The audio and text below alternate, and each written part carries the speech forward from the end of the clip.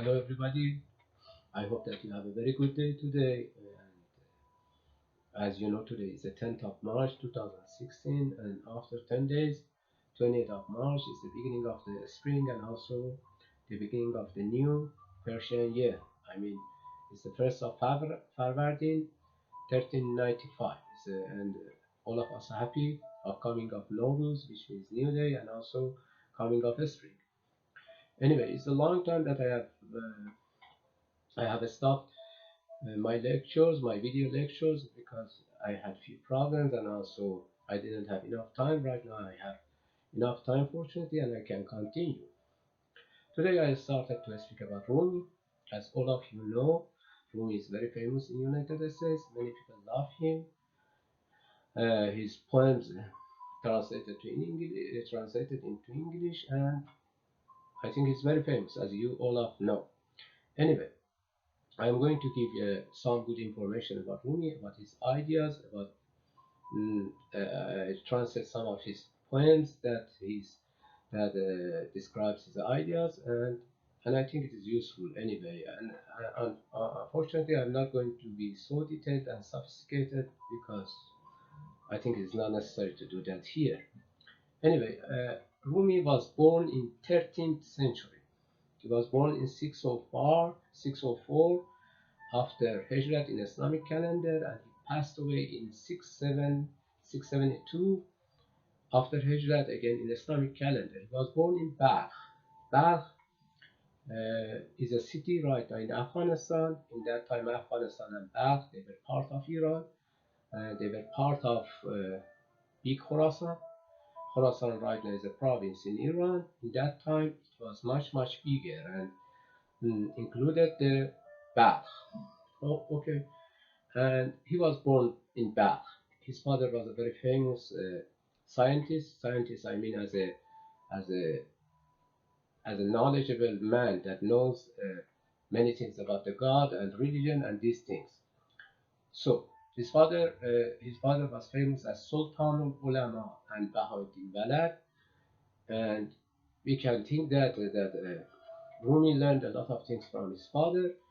His father has some problem with the official interpreters of the religion in that time in the Balkh, and finally he was obliged to leave the Balkh, his father. And Rumi left the Balkh with his father in 610 after Hijrat in Islamic calendar. I think yeah, Rumi must be 6 years old in that time. They left the Balkh, and after going to several places, finally they went to the Konya. Uh, the king of the Konya, Alauddin Kebabad, invited his father to there, and his father remained there until he passed away. And after his father, Rumi took the place of his father as an Arif. I have spoken about Arif before. Not I'm not going to give detailed information about the Arif. Arif is somebody that knows Irfan, and Irfan means knowing. I mean, one of the most important meaning of the Irfan means knowing God by the way of heart. Irfan coming from Marifat. Marifat means knowing. Knowing the God by the way of heart. I mean, this kind of people, Arab people, they didn't care a lot about the appearance and outside. They were thinking it is so important to know the God by the way of heart.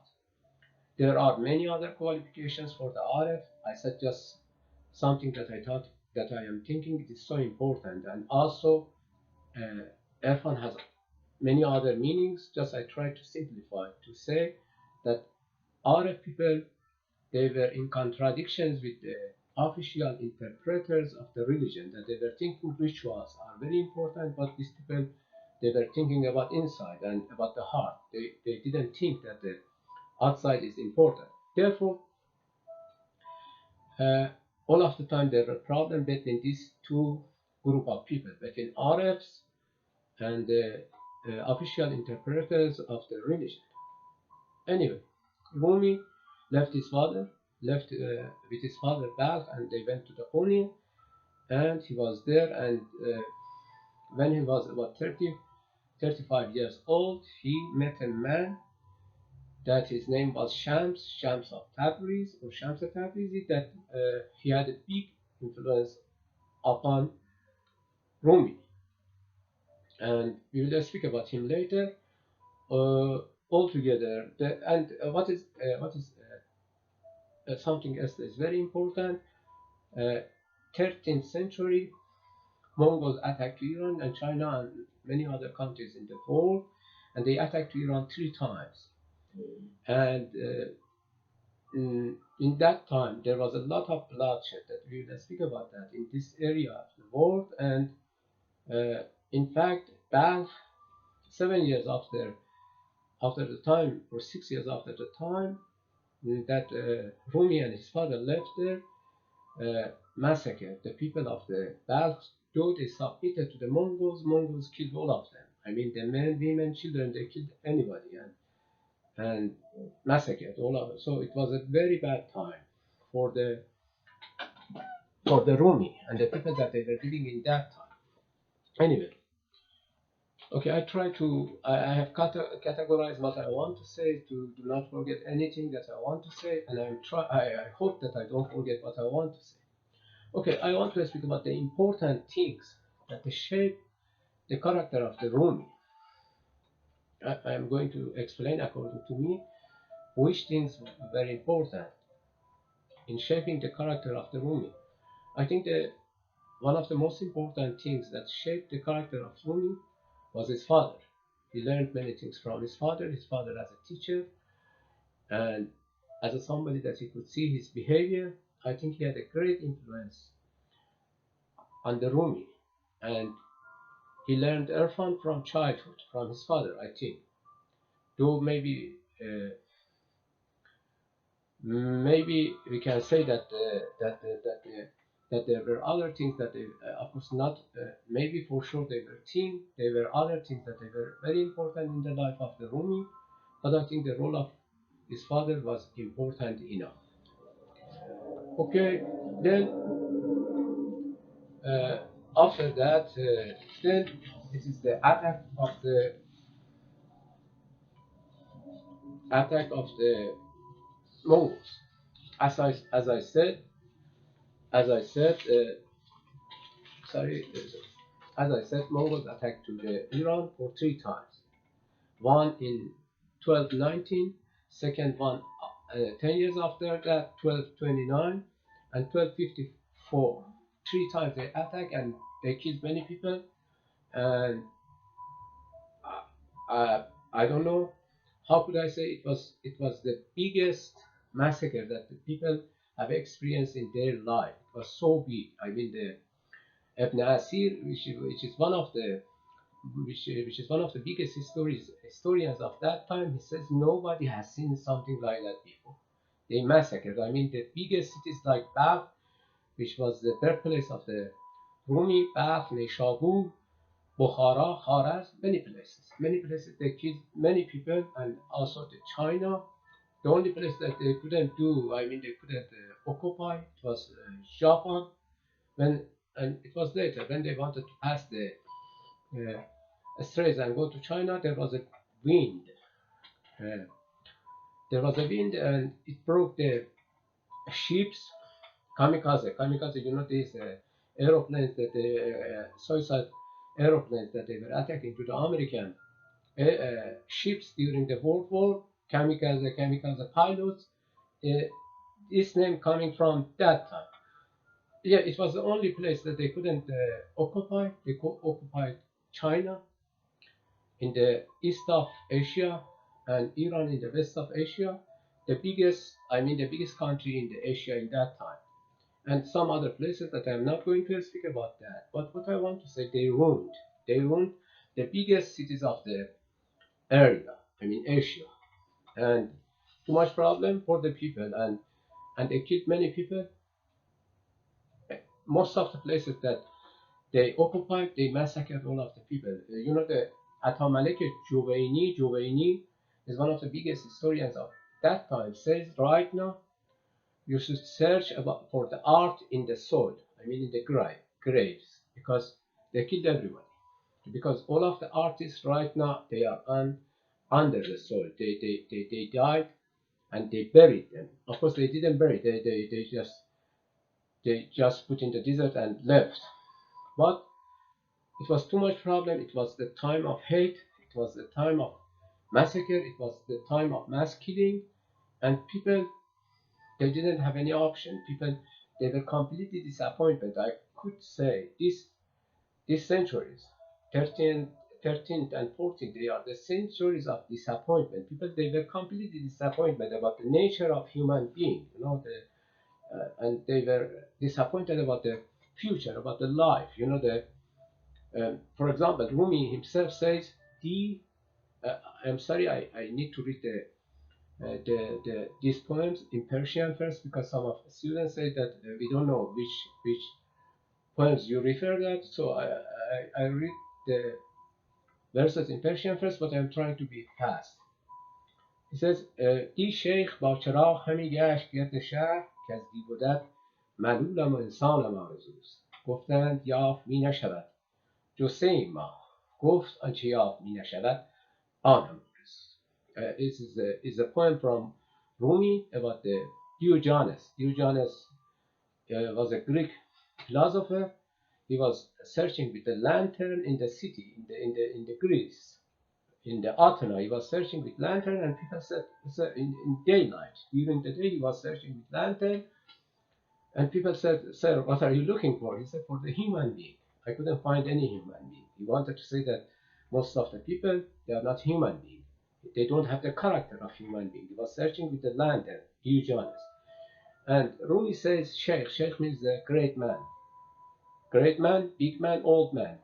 The Sheikh, the means yesterday. Yesterday, great man was searching with lantern. The Sheikh was Sharaf, Gash. He was searching in the city that I am tired.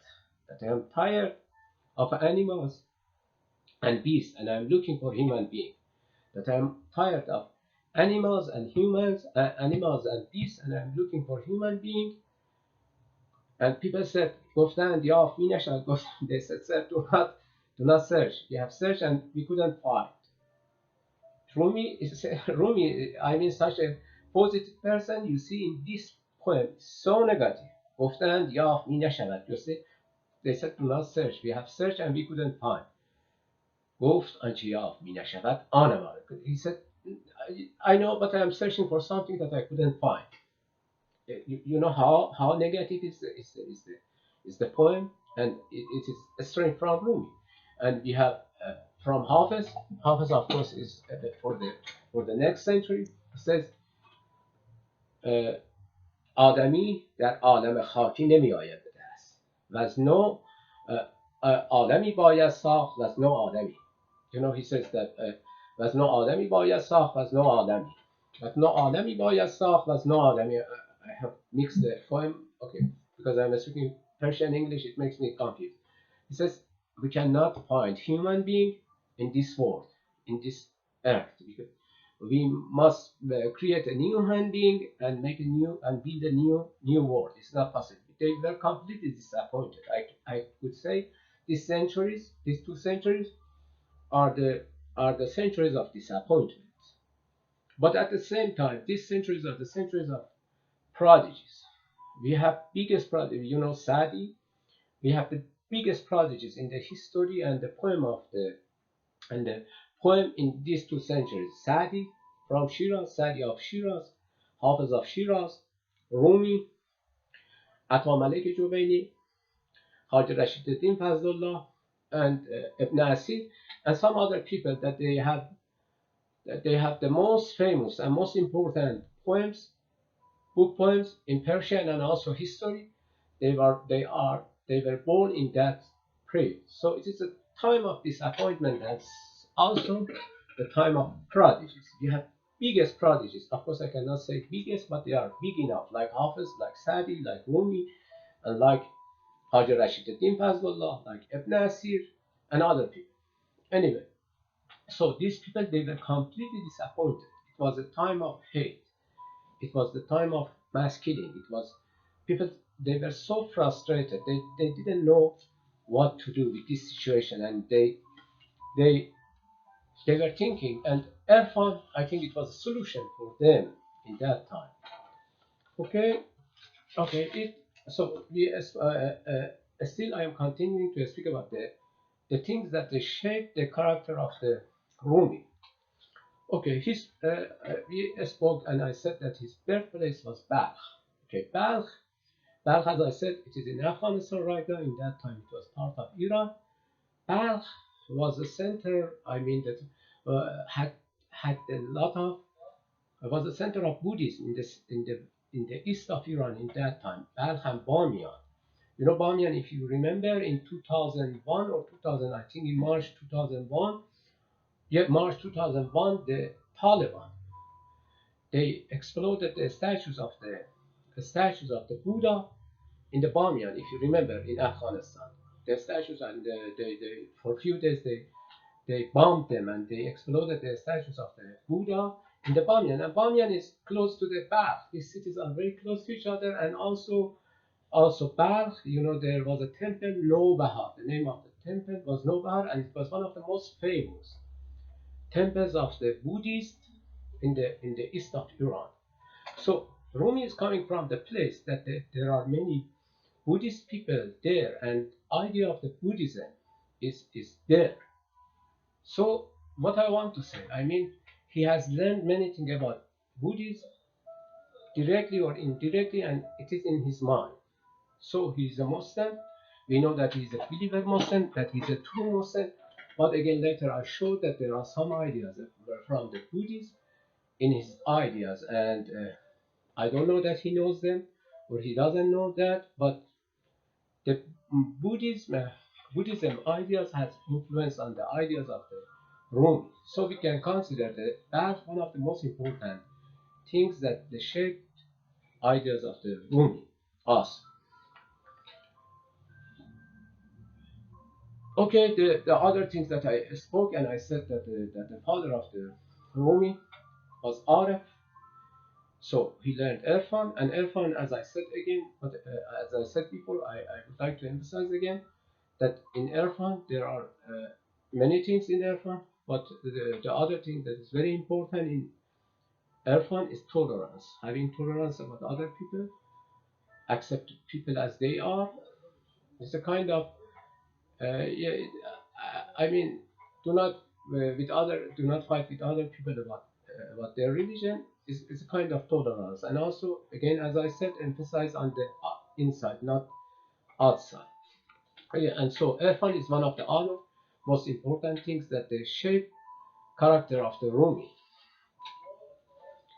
Uh, and Islam, as I said, he was a true Muslim.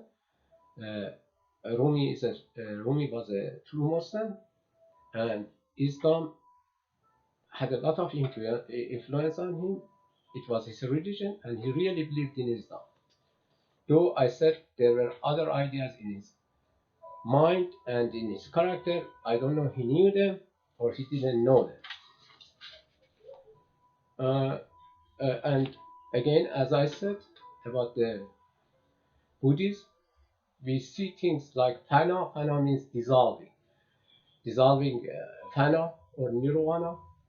There are many similarities, sometimes between the ideas of most of the Arabs and also Rumi, between Buddhism and silence. We have a story in the book of Rumi, in one of his books, that there is a merchant. He wants to go to India, and he asked his family and friends and servants, I want to go to India.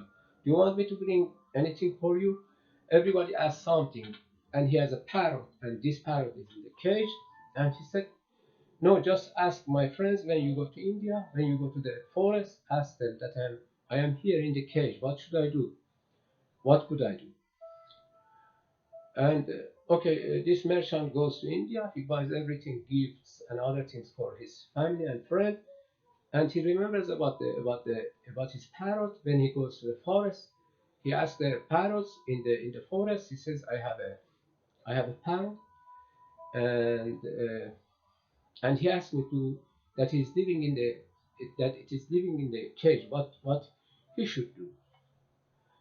And when he says the story to the parrots in the India, one of the parrots fell down from the tree and died. And the merchant became so upset why I said this, and but he didn't have any option. He came back. He came back to the home, and he gave the gift of everybody to them. And parrot said, "Okay, what about me? What was the? Did you ask about my friends in India? What should I do?" He said, "I cannot say." He said, "No." He said, "When I said to them, one of them fell down from the tree and died." He became so upset, and it became so upset and died.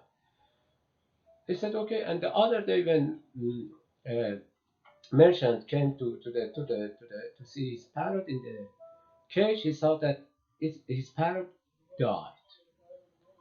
So he threw away he became upset, and finally he threw away the parrot from out of the cage. And when he threw away the parrot out of the cage, all of a sudden he said, no, parrot didn't die, and he flew over the tree and said, yeah, they said to me what to do. And it has different interpretation. This story, one of the interpretation is that uh, dying is the way of, I mean, escape, to save, to problems that you have. And the other thing is silence that we know it is very important in the nirvana, in the Buddhism. Okay, I think it is enough for today. I try to come back to this story as soon as possible and speak more about the Rumi. Have a good day. See you soon. Bye bye.